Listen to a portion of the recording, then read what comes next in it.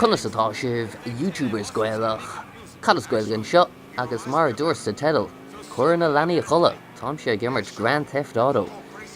Seo mission ó DLC a tháinig amach le Grand Theft Auto 4 inis. Caithmad bháil gur bé GTA 4 ceann na cluichí is fearr a dhimmerís riamh mar sin heasta gom fís a chur le chéile don chluiche seo Sarah hagan GTA a 5 amach i mí Man 4. Cluiche úntach is sé GTA 4 fós.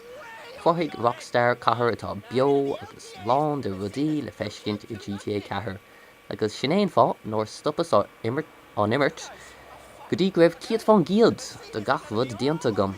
Nuair a chuireann tú an cluiche seo i gcomparáid na cluichí a bhíonn sé in nóíocht leo, cíonn tú go bhfuil an domhan i GTA 4 anna bheo agus réadúil.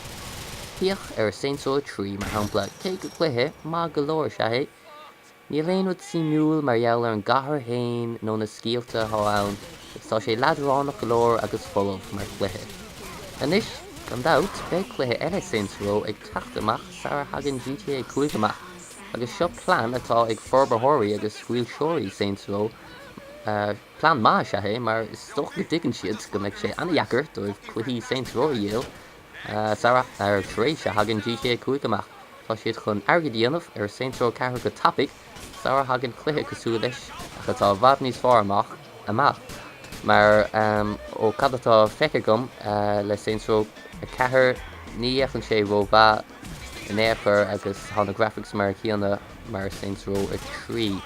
Mar sin ní bheidh mar rán difriochtaí ann ach is stocha go bíod fá scríoigent bheith go leis an gluthe ach ní bheith sé aonáid chomá le GTA 5. Agus mé caint faoi GTAs fiú cúpla bhd a rá meall ar an ceann nua a bheith go teacht amach. Beidh GTA 5 teacht amach ar an Xbox 360 agus PS3. Agus de réir dalrih ní bheith sé teacht amach ar na console nua atá ag teacht amach ag deireadh im Leanaí. Cílíonn seo go mbeidh sé seo mar an cluiche mór deireanach a hagan amach ar na console seo.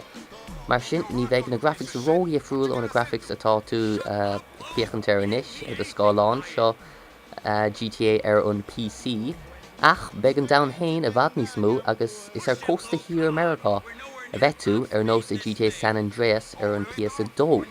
I GTA 4 bíonn tú go leabhart in nuairach cathair atá cluichí eile GTA lonathe ann agus tá míid 6 grand de nuairach mar sin sé dastal go dtí cósta hir America. Tá tríomh charactéran agus beidh tú ag gimmert mariad a réon cluiche. Inis is tólam go níonnig Rockstar sárjob leis an gluiche seo maras go ná ach is tólam go méid diamá ar bhaint daoine áirithe má tá siad ag súil leis an gluiche is fearr riamh ní dó go meisi mar an gluiche is fearr riamh ní bheith ann a cluiche eile GTA ach beidh sé dianta go má mar duine na forbarthirí GTA sáiríocht do gcónaí ar na cluichí a dhéanann siad.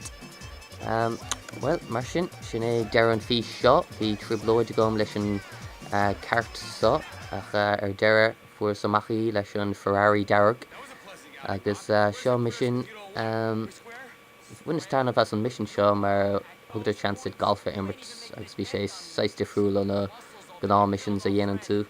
Mar sin heasta go mé seo chuirsus Sarah hagan GTA 5 mach má han tú suúil a GTA nó má síime go an éon clé GTA in air chur más thol é fá comment agus fág like más féidir leat agus gur mágad as fiochan turn fís slán go fáil.